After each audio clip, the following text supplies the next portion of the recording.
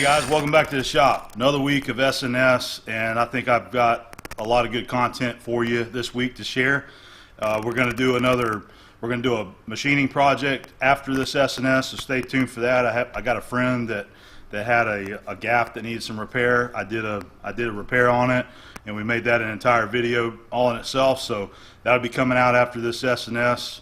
And as far as this episode, I've got a lot of a mixture of different things to share with you and talk about, some other video that I took, and just a reminder for the guys that are tuning in and watching. That's one of the things that is Saturday Night Special, is that it's a mixed format. So you're always going to see different types of footage that I take.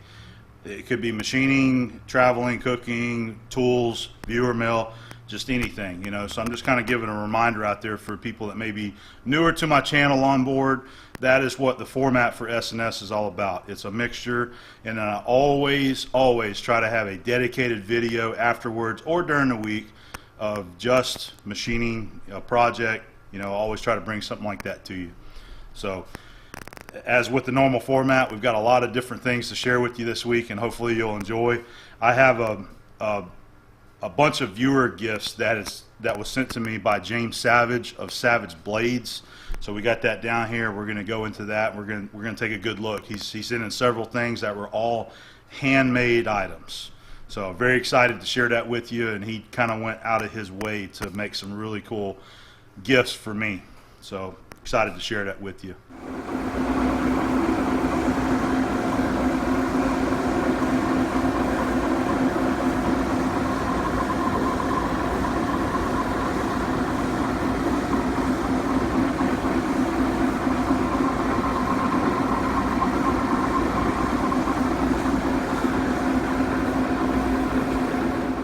So I also want to give you guys a reminder that now that we're in the month of June, at the end of this month, or I believe it's the 24th, it's around June 24th or so, that's when it's going to be the Bar Z Bash out in Rancho Cucamonga, California. And this will be the third year that I attend, and it's going to be another big year. We've got some new faces that are coming after this year, some more people from across the pond that are coming to visit.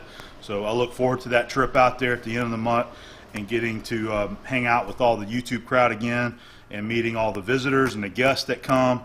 It's always a lot of fun, and I really enjoy those events, and yeah, I just enjoy attending them and visiting with everybody out there. So we got that coming up, and hopefully we'll see you out there in California.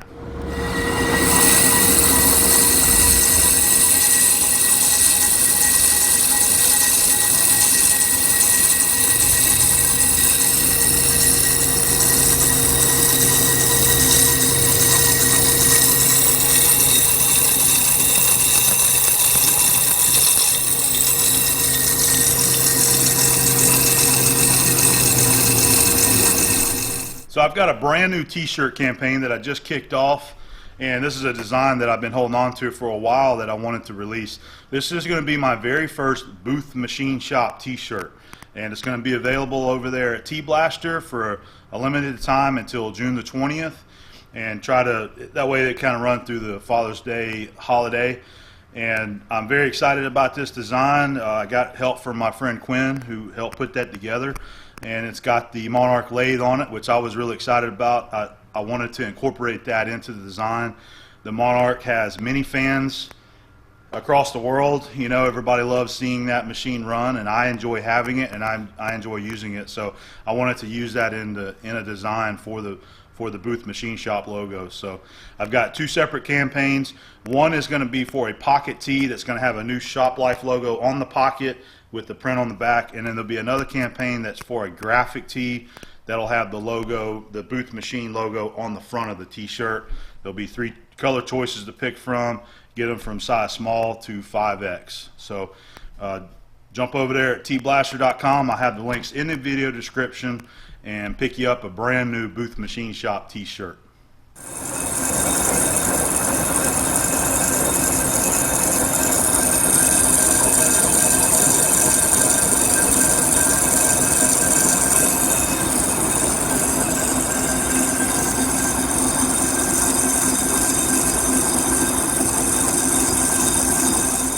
Some of you may be noticing some extra video footage being put in the video here for SNS. That was something extra that I wanted to try to incorporate a little bit and see how well it worked and see how well it flowed. And so far I'm getting a very good feedback from it. I know there's a couple guys that aren't a fan of it, but I'm a fan of it, and I think 99% of you guys do enjoy it. So it's a great way for me to continue to share a little bit from work, not a lot, but a little bit, using my phone.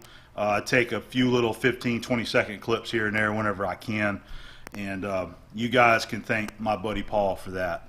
He come up to me and said, "Hey, I think it's okay if you'll do the short clips and keep it light, and just kind of keep that to a minimum there." So I've got plenty of those little clips of my work that I take throughout the day, the little small jobs, and I like to share that. So I think that is a good opportunity to use a bunch of those clips off of my phone, and there's a lot of them on there that I've never shared before. So I just try to add those into the mix and try to be a little creative with the editing, always trying something new and try to keep you guys entertained and have a well enjoyed video to watch.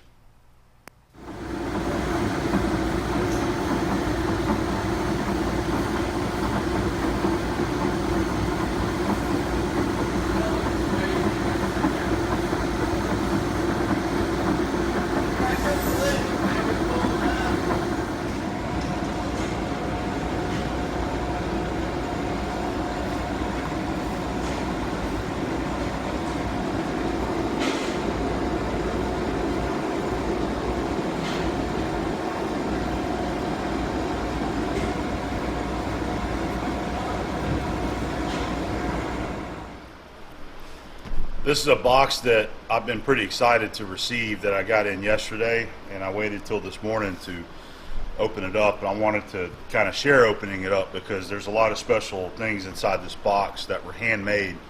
So I'd like to go ahead and get it open and share it with you. So I had talked about a viewer of mine. His name is James Savage. He has a company called Savage Blades. He's on Instagram under Savage Blades. And the rollers that are still sitting right there are the rollers that I made for him for a rolling press that he's been building. So I've got to get those sent out. I held off on sending those because he was going away for a week to a swap meet, and I believe he has a gate there where he lives, so I didn't want him like sitting out by the gate.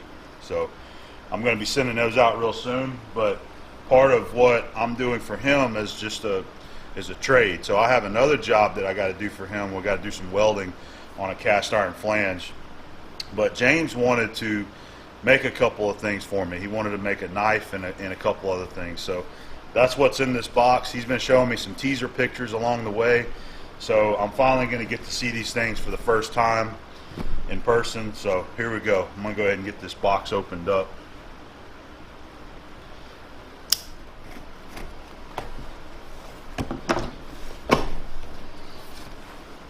Got everything wrapped up in a blanket here to protect it.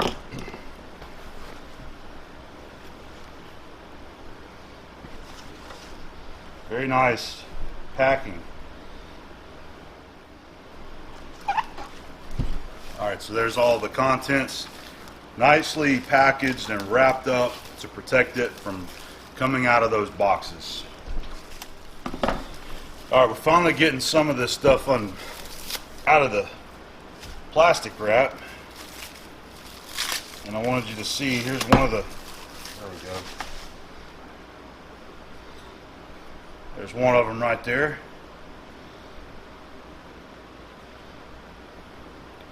Beautiful work.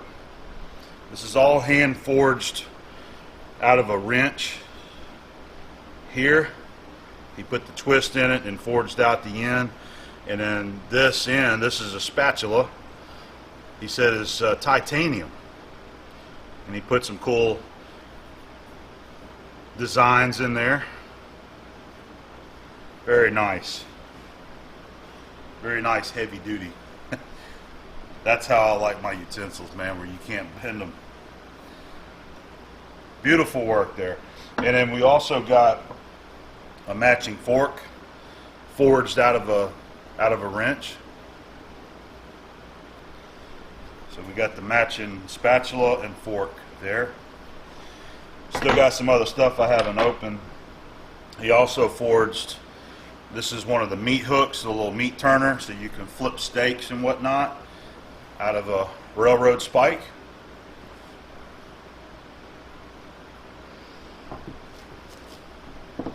And then this, I believe, was the bottle opener that he made out of a wrench. So let me go ahead and get into the other stuff here. Oh, we got one more I didn't show. This is a scriber.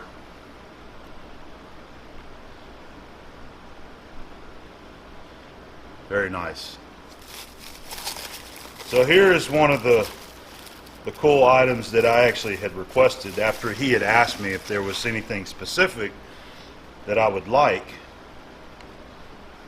I told him that I've always wanted a really cool key holder for the wall. So this is what he come up with. He forged that out of another wrench there.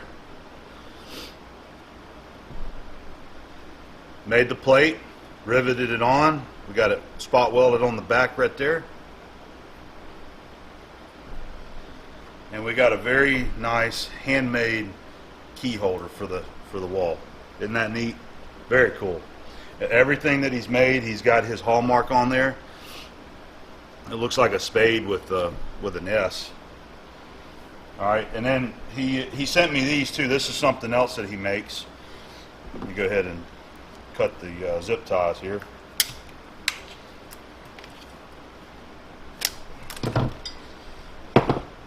He takes these horseshoes and he bends them and he drills a couple holes in it, and these are mounted on the wall and used for hooks for hanging your coat, your hat, whatever. He told me about those. He wanted to send a couple of them, so we got those. And in addition to that, I haven't opened them up yet, he sent these are the screws that he supplies with the horseshoes. He says it gives it the right look. Alright, so we got one more to open up. That is going to be probably the hot ticket item of the whole lot here, even though everything here is beautiful. So can anybody guess what that is? If you follow James, you probably know what it is, so go ahead and get her opened up.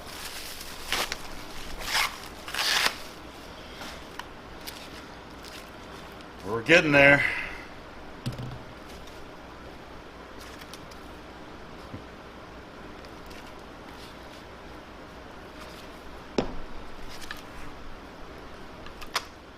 Wow, look at that. Look at that polished job, man. I haven't even got to the edge yet.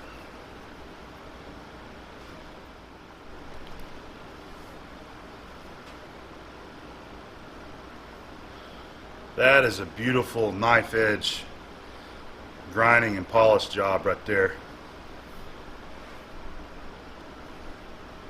Absolutely beautiful. That looks like chrome plating, polished chrome plating. And then the handle, you know, he hand shaped that himself, made the ends for it. The plate on the end, I remember seeing that he made a plate and then welded it to a nut. I believe I don't remember how he attached it, but that's very cool. Everything's just handmade. So the blade itself is hand forged. We've got his hallmark in there and it says USA. He said he put a hole on the end there so that I could actually hang it. Nice job, James. Man, that's awesome. It's got a lot of weight to it also. I believe it was almost 3 pounds of what he weighed this thing at.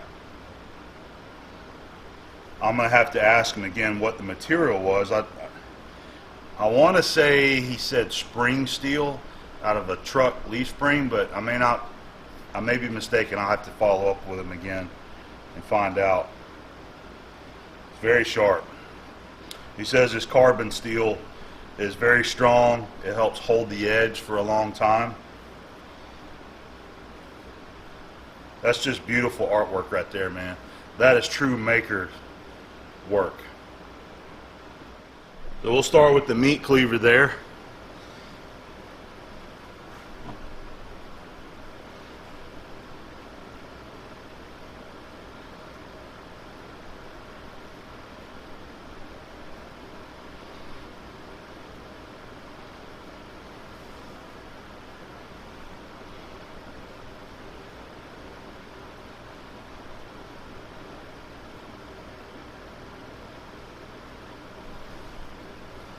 Really nice work, man. It's just very beautiful blacksmithing work.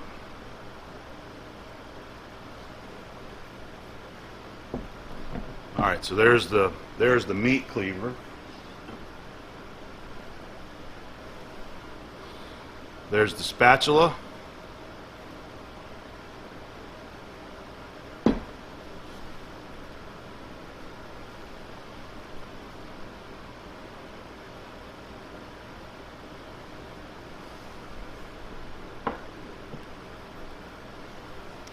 Here we have the meat fork.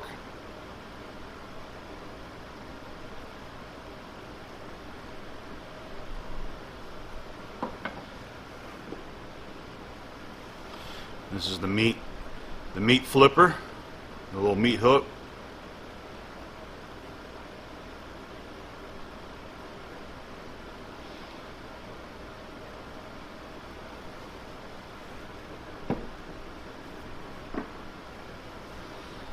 The bottle opener.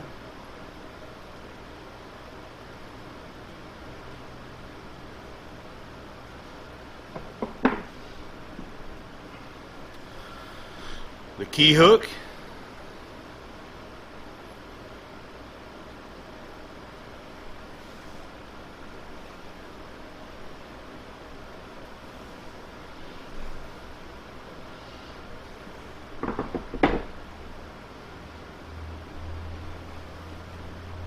This is the scriber.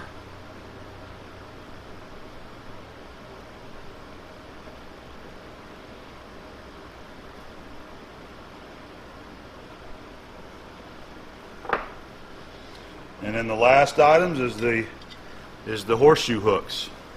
Just show you just one of them there.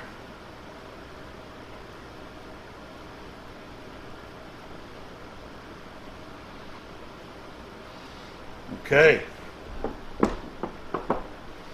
So there we go. Man, how about that? I think this is the star of the whole lot of goodies right there, but I'm just so happy about all that stuff that James has created for me. This spatula just has, I've never seen anything like that before.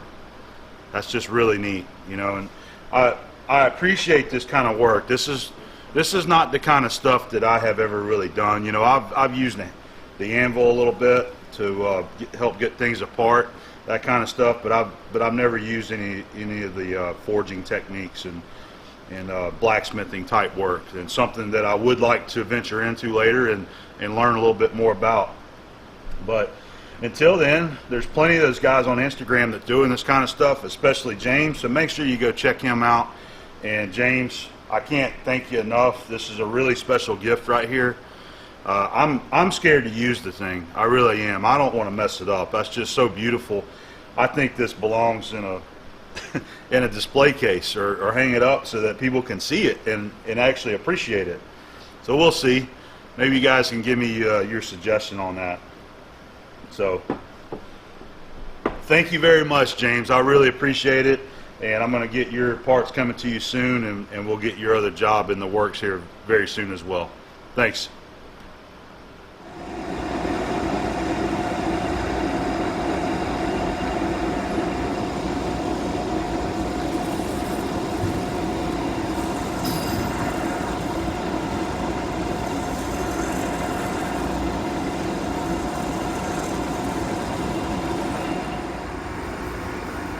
There's the first three finished up, minus the slots that I have to mill in for the spanner wrenches.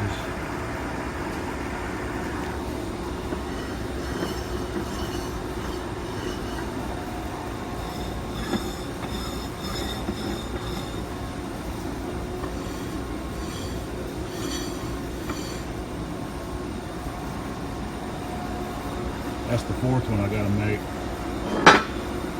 I was out of material, so we got that ordered. That'll be for that nut there.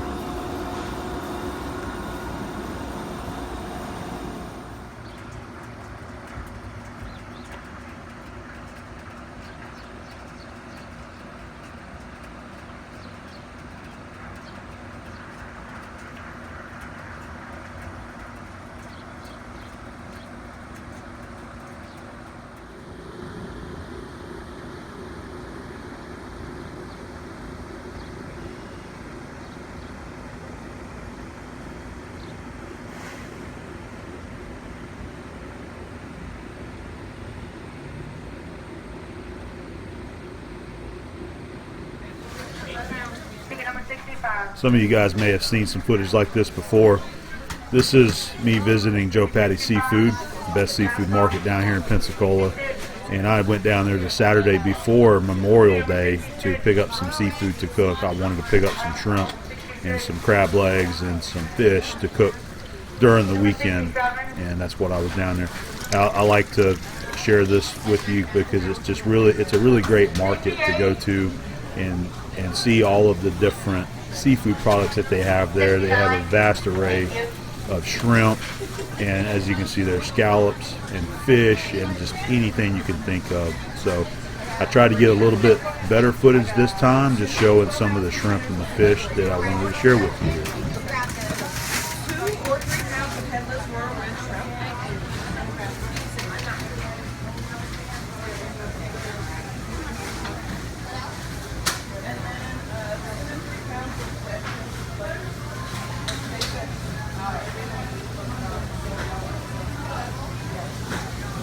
Approximately. All right. Excuse me.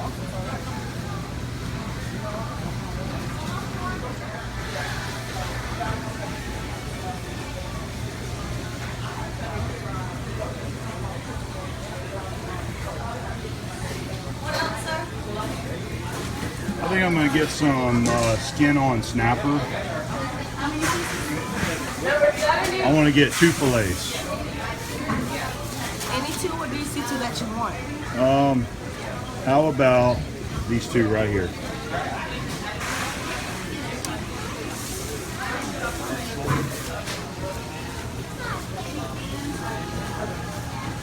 Customer number 71. Thank you. 72, raise your hand.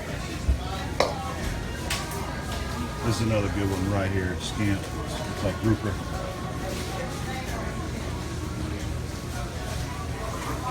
Flounder is really, really good. Yeah.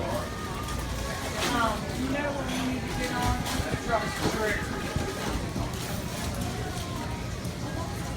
I mean, I know the grouper's good, but man, that trigger's probably pretty good too.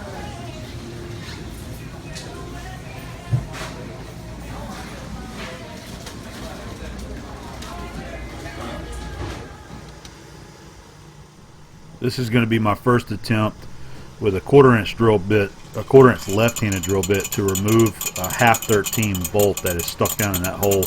Actually, there was 2 of them. The one there to the right side I'd already removed. I tried this technique and it would not back it out. I actually completely had to drill it out and use a tap to clean it out. So this is the second bolt that I'm working on now, and we're going to give it a shot and see if our left-hand drill bits is going to work.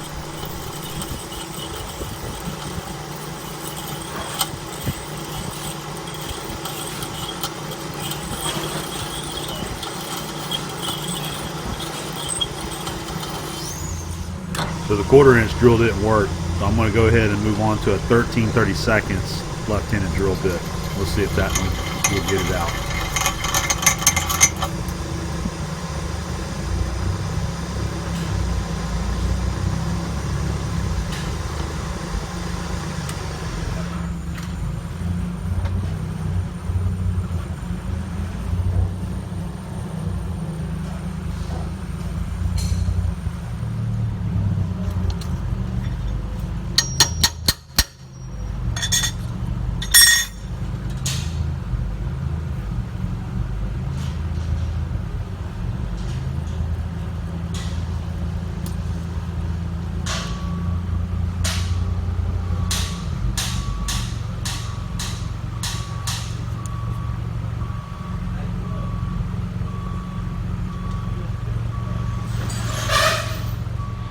You know what time it is?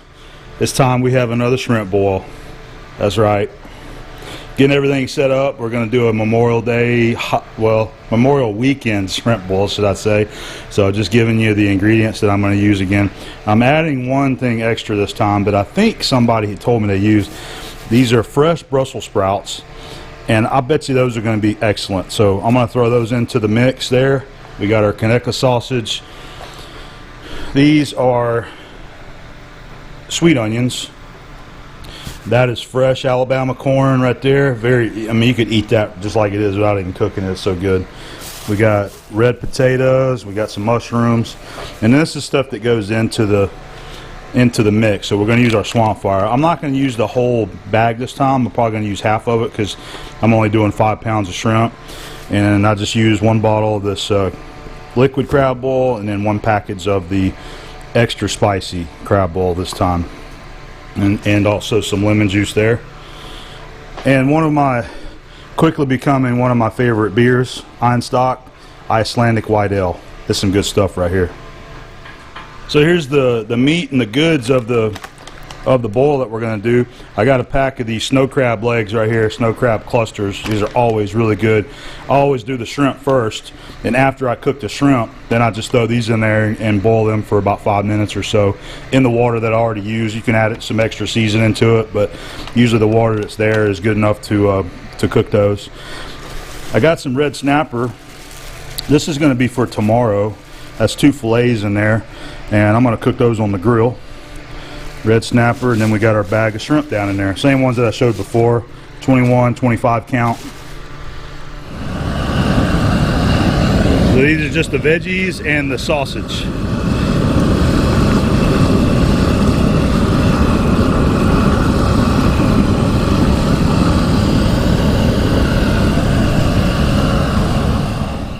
There's our final feast right there. So one of the tricks with the crab claws is that whenever you turn the water off for the shrimp to cool the shrimp down to cook or soak, I mean, go ahead and throw your crab claws or the snow crab clusters in there and just let them heat up with the water as you're soaking the shrimp. That was a tip that I got from Russ Jones. He told me to do that, so that's what we did. We just threw them in there, and they're nice and hot. So I tried one of the Brussels sprouts, and it is hot. It has soaked up a lot of the spice, and I tried one of the mushrooms earlier too, and it's really good.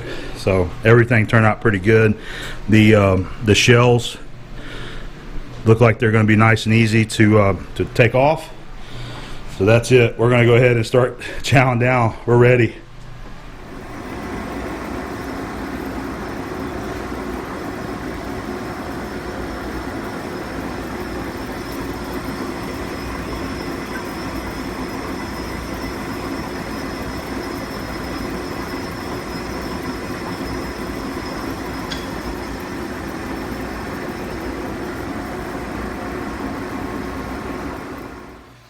So here's the shrimp that I cooked, and whenever you can peel them easy, it tells you that you cooked them right. So you can pinch the tail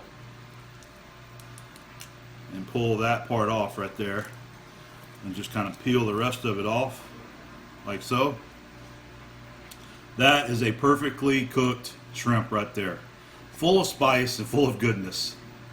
And I'm going to use Abby's homemade cocktail sauce in that. That's the good stuff right there.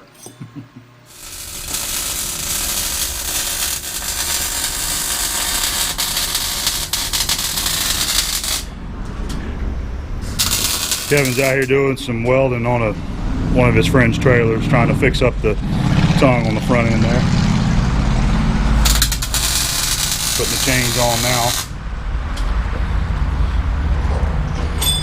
You guys might remember sometime last year, I want to say maybe late last summer, yeah, I remember it was still hot, I had picked up some RT rims for my Durango, some Dodge Dakota RT rims. Well, today yesterday I had discovered I had a tire that was going flat. One of my coworkers pointed it out. So this morning I decided to get up and take it down to the tire shop and get it fixed. Turns out the tire is beyond them being able to repair because the sidewalls have gotten rot in them and cracked.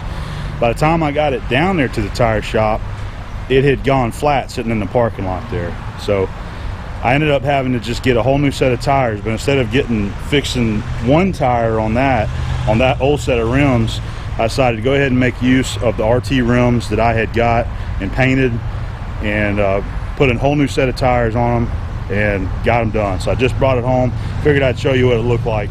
So there she is with the new shoes and the new RT rims. Those are some factory 17-inch rims that probably came off of a Dodge Dakota RT. Looks a little different, but it looks good. These were the only tires that they could actually get today to put on here. They're Firestone Destination 275/60 R17s. 17-inch rims are becoming a little more uncommon these days with the newer cars, so I guess the local warehouses just don't stock too many of them, but those are supposed to be some pretty good tires, and I got road hazard with them, so now if I get a flat or they get damaged or something, I can get them repaired at any Firestone. I didn't have that on the other tires, but I think those other tires have, they had almost 50,000 miles on them, so they got pretty wore out. But anyway, there we go. I think it looks pretty good myself. It's different. It's up a couple inches because we're on a larger diameter now than what I was running. I actually had too small of a tire on there before.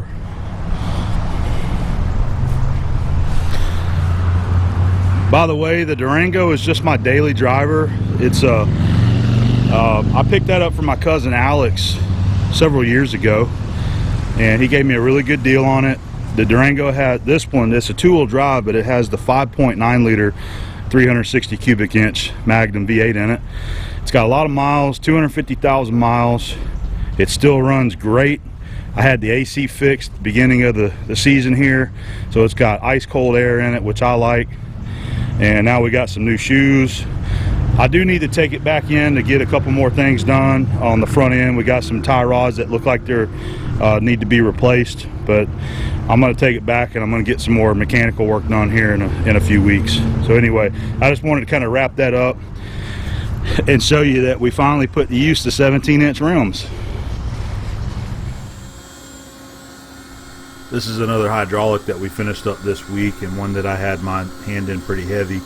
I fabricated all the parts minus the lug ends and the piston and the gland, but I had to fabricate all the other stuff, the barrel, the transfer tube, the fittings, and the cap there. So here we are with it built and showing it being pressure tested up to 3,000 psi, and that was a complete success. We had no failures on that cylinder, which always makes me very happy.